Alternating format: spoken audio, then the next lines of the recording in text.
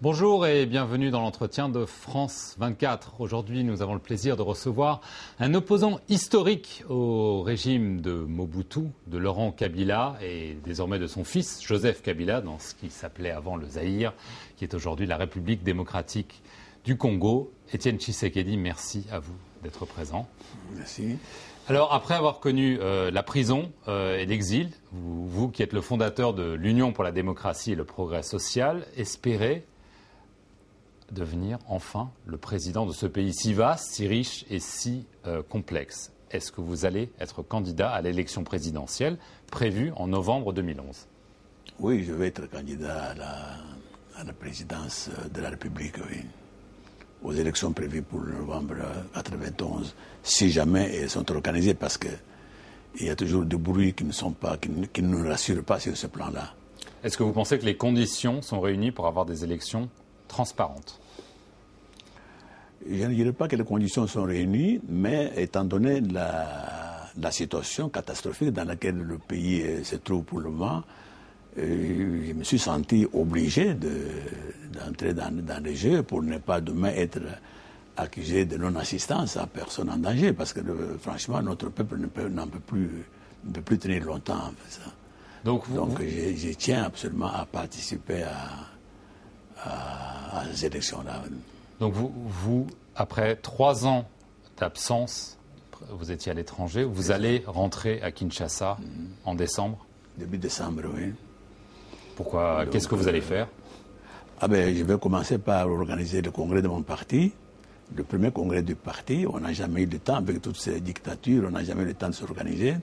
C'est maintenant qu'on peut le faire. Ça va pouvoir se faire? Vous pensez que ça va pouvoir se faire? Et encore une fois, j'espère que ça va pouvoir le faire. Mes collaborateurs qui sont sur place disent que les conditions sont telles que je peux organiser les élections. Je peux organiser le congrès de mon parti qui s'ouvre du 10 au 14 décembre prochain. D'accord. Laissez-moi comprendre quelque chose. En 2006, il y a eu des élections. Vous les avez boycottées.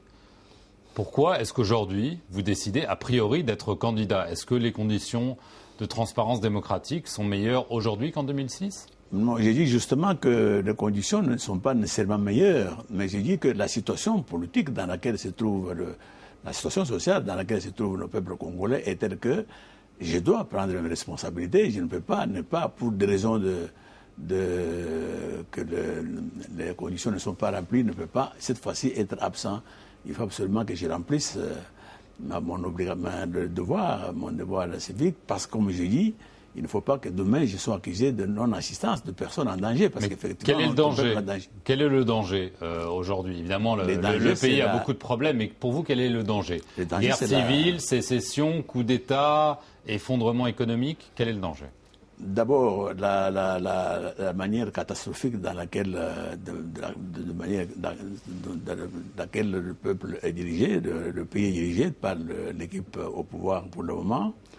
Et puis, il faut craindre, parce que ça, il faut aussi le savoir, qu'il n'est pas exclu qu'à un moment ou l'autre, il puisse y avoir effectivement une nouvelle guerre civile, parce que ceux qui sont arrivés au pouvoir, ceux qui dirigent le pays étant des militaires, ils avaient leurs collègues avec lesquels ils faisaient le maquis, et quand ils se sont partagés le pouvoir, ils n'ont pas satisfait tout le monde, et tous ces gens-là sont dans le maquis pour le moment, et en train de voir si la direction du pays est bonne ou pas, et sinon ils peuvent faire des coups. Je ne peux pas garantir cela non plus. Donc tout ça fait que, en tant qu'homme politique, je dois absolument prendre mes responsabilités en me lançant, en me jetant dans la danse, si vous voulez, parce qu'il ne faut pas que demain on m'accuse que je n'ai pas pu sauver le peuple qui était effectivement, comme je dis, en danger. Vous avez d'abord travaillé avec le maréchal Mobutu. C'est quoi? Avant de devenir un de ses opposants, vous avez été aussi opposant de Laurent Kabila, aujourd'hui de Joseph Kabila. Comment est-ce que vous comparez les trois? Les trois, ça va un peu crescendo. Mobutu, j'ai même collaboré avec lui parce qu'il avait toujours cette habitude de faire le contraire de ce que disait sa constitution. La constitution qui à ce moment-là, qui rédigeait sur le pays, j'y ai contribué pour la rédiger. Et il était très démocratique, il prévoyait le multipartisme, il prévoyait tout. Mais dans la pratique, Mobutu faisait juste le contraire. Et c'est ça qui m'a servi à un moment donné de me révéler, de dire non, voilà ce que dit la Constitution, nous devons la suivre plutôt que faire le contraire. Mais quand Kabila, Laurent est arrivé, c'était pire que Mobutu. Là, il n'y a absolument aucune logique. Personne ne pouvait suivre, personne ne pouvait savoir ce qu'il voulait et ce qu'il ferait.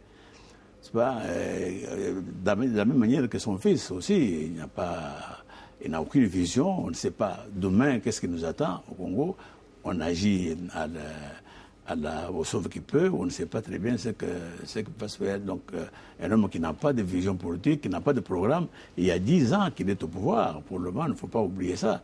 Alors, ce n'est pas après avoir bitumé quelques tronçons de route qu'on peut dire qu'il a dirigé le Congo. Donc, tout est, à tous les plans, tout est catastrophique. Le plan social, on n'en parlait pas.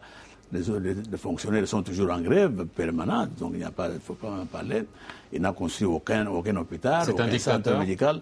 Un dictateur, oui, parce que justement, je vous dis qu'il dirige un peu comme son père, un peu à l'arbitraire, sans tenir compte de la Constitution de la République, sans tenir compte des lois qui existent. Vous avez dit que tous ces dirigeants depuis l'indépendance ont été d'une certaine façon soutenus, voire imposés par l'étranger, la communauté internationale, la France notamment. Est-ce que vous pensez toujours cela? Qu'aujourd'hui, ce sont les pays étrangers qui essayent d'imposer un leader au peuple congolais? Mais jusqu'ici, oui. Jusqu'ici, nous avons l'impression, la conviction même que c'est particulièrement ce qui s'est passé dernièrement en 2006, qu'on appelait les élections chez nous. Ça ne sont pas été des élections auxquelles le peuple congolais a participé. Nous continuons à dire que c'est vraiment une mascarade organisée justement par la communauté internationale, par un groupe au moins de la communauté internationale. Qui? Donc, enfin, on ne peut pas aller, vous l'avez dit, jusque dans les détails, mais la communauté internationale... La France soutient toujours Joseph Kabila? Mais nous avons l'impression, je ne suis pas sûr, j'ai l'impression, je viens de la Belgique, je vois que certains leaders politiques qui avaient effectivement appuyé Kabila, maintenant, devant ces réalisations que je viens de décrire, j'ai l'impression que les gens ont tourné kazakh, ils ne savent pas, ils ne peuvent plus avoir confiance dans un homme qui mène le pays. Vous pensez que Paris et Washington pourraient lâcher Joseph Kabila? Ah oui, devant en tout cas les actions que Kabila mène maintenant, donc c'est-à-dire d'inexistence d'un État, voilà. Nous sommes là dans un non-État.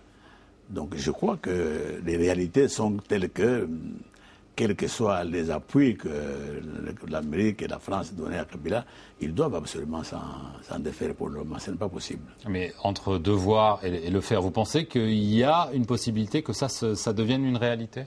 Ils vont le faire. Ils vont le faire parce que attendez mon retour, parce que nous allons effectivement mobiliser le peuple congolais, parce que ça c'est encore une chose qui est nous allons mobiliser le peuple congolais. Maintenant, le peuple est vraiment tenu au silence. Il n'y a pas les gens ne parlent pas, il n'y a pas de réunions, on ne peut pas, les partis politiques ne peuvent pas se réunir, etc. Mais je crois qu'à mon arrivée, nous allons absolument changer cette attitude-là. Et à l'extérieur, on entendra ce qui va se passer au pays, au Congo, et je suis sûr que personne ne sera insensible à ces pressions intérieures du peuple congolais. Il y a eu notamment la mort de 2 militants des droits de l'homme, Floribert Chebeya, début juin, et Armand Tungulu, qui avait caillassé l'escorte présidentielle. Pour vous, ça signifie quoi? Ça signifie justement que vous venez de donner, illustrer par ces exemples-là, le régime qui est au pouvoir au Congo. Un homme comme Chebeya, il était très... Vous accusez le régime Kabila de les avoir tués? Absolument, c'est une certitude. Il n'y a pas de doute. Il n'y a personne qui en doute d'ailleurs. C'est une certitude. Il présente les choses autrement, d'ailleurs très mal présentées, pour expliquer tous ces mots-là, mais personne ne doute que c'est vraiment le pouvoir au sommet qui est à la base de ces meurtres. D'accord. Juste dernière question. On a beaucoup parlé de l'Est du pays, avec des milices, des viols massifs. Comment vous jugez-vous la situation là-bas?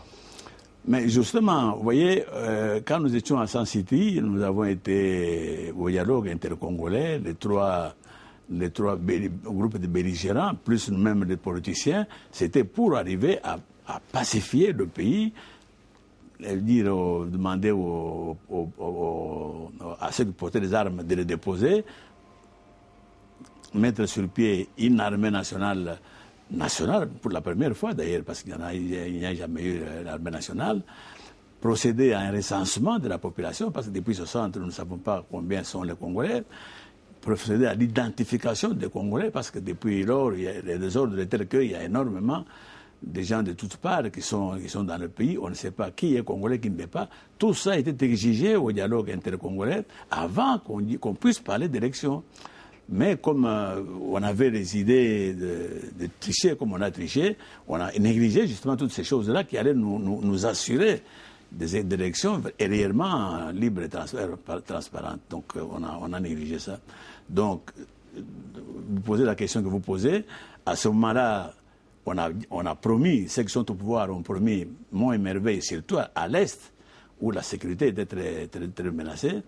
Mais maintenant, même cette population est complètement déçue parce qu'il n'y a pas de changement avant ou après le Sun City, il n'y a pas de changement à l'Est du pays. Donc, encore une fois, ça montre l'incapacité du gouvernement. 10 ans, n'est-ce pas, que ce monsieur est au pouvoir. Il n'y a pas de changement et ça montre justement ce que je viens de dire, ça illustre ce que je viens de dire, les capacités des gouvernants actuels de diriger le Congo. Très bien, je vous remercie beaucoup Étienne Tshisekedi d'être venu à l'entretien de France 24. Merci à vous de l'avoir suivi, restez sur France 24 pour plus de nouvelles.